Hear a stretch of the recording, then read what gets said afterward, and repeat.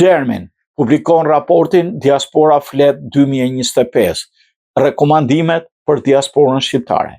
Organizata Gjermin ka publikuar raportin përfundimtar të konferencës Diaspora Flet 2025, duke përmbledhur gjetjet kryesore, ndikimin dhe rekomandimet për forcimin e angazhimit të diasporës shqipfolse në zhvillimin e vendeve të origjinës. Konferenca e mbajtur në Köln të Gjermanisë nga 7 deri në 9 nëntor të 2025 së bashkëpunim me GIZ, programin MEG, shënoi një zgjerim të rëndësishëm të kësaj platforme duke kthyer atë në një forum ndërkombëtar bashkëpunimi mes diasporave.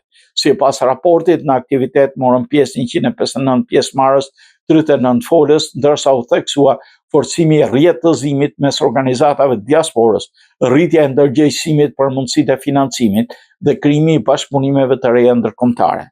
Dokumenti nënvizon gjithashtu sfidat kryesore, si mungesa mekanizmeve të strukturuar për bashkëpunim, nevoja për më shumë forma interaktive dhe aktivitete në përmirësimin e koordinimit institucional mes vendeve të origjinës dhe diasporës.